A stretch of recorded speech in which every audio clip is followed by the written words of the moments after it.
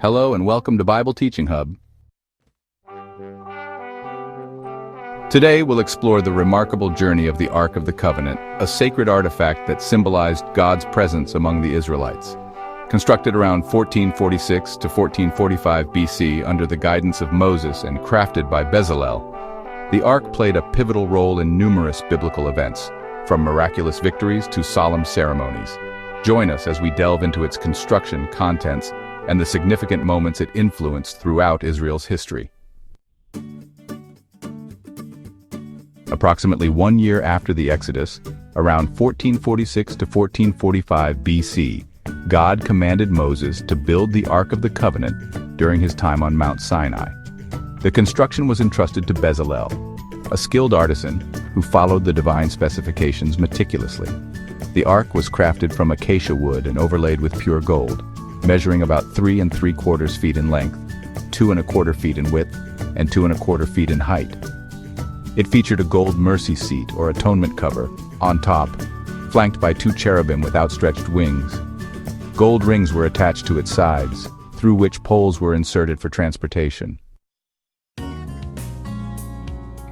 The Ark housed several sacred items that held deep significance: the tablets of the covenant, which were the 2 stone tablets inscribed with the 10 commandments, representing God's covenant with Israel; the golden jar of manna, a reminder of God's provision during the Israelites' 40-year journey in the desert; and Aaron's rod that budded, a symbol of God's chosen priesthood, affirming Aaron's leadership.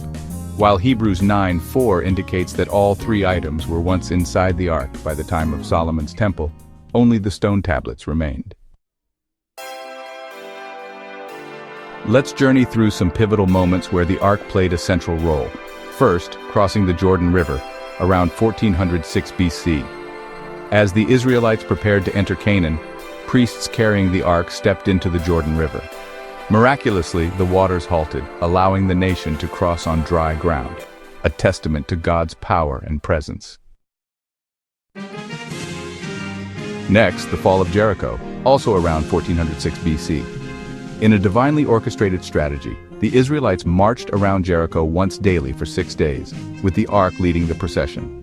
On the 7th day, after circling the city 7 times and sounding their trumpets, the walls collapsed, granting them victory.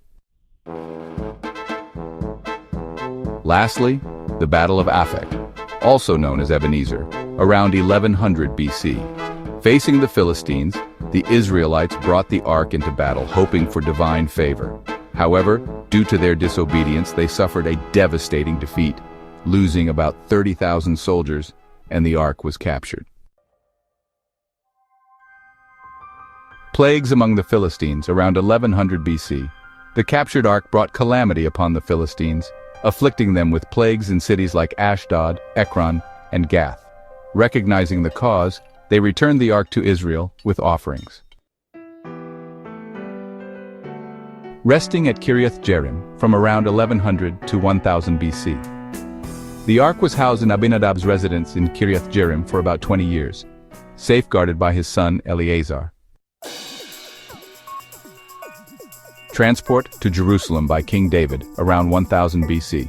King David sought to bring the Ark to Jerusalem. During the journey, Uzzah touched the Ark and was struck down for his irreverence. Subsequently, the Ark was temporarily placed in Obed-Edom's house, bringing blessings upon his household. After 3 months, David successfully relocated the Ark to Jerusalem amid great celebration. Placement in Solomon's temple, around 960 BC. King Solomon installed the Ark in the Holy of Holies within the newly constructed temple. At this time, it contained only the stone tablets of the covenant. To help us spread the word of God, please like, subscribe, comment, and share. Also, be sure to ring the notification bell to make sure you don't miss a new video. And if you have a biblical topic you would like us to explore, tell us about it in your comment. Thank you for your participation. The Ark in Israel's defense symbolized God's presence and was central during critical moments. The Jordan crossing around 1406 BC led the tribes into the Promised Land. Jericho, also around 1406 BC, was instrumental in the city's miraculous defeat. The Ebenezer battle, around 1100 BC, saw the ark misused as a talisman leading to Israel's defeat and the ark's capture. Philistine plagues, also around 1100 BC, demonstrated God's power over Israel's enemies. In Davidic Jerusalem, around 1000 BC, it centralized worship and affirmed Jerusalem's spiritual significance. And finally, in Solomon's temple around 960 BC, it solidified national identity and worship practices. Summary of dates, contents, and outcomes. In 1446 BC, the ark was constructed and contained tablets, manna, and a rod, as described in Exodus 25:10 through 22.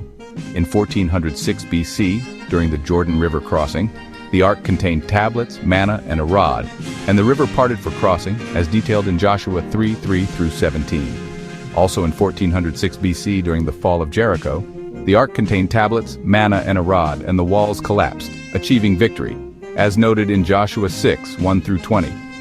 In 1100 BC, during the Battle of Aphek or Ebenezer, the ark contained tablets and possibly other items, and was captured, leading to significant Israelite losses, as referenced in 1 Samuel 4:1.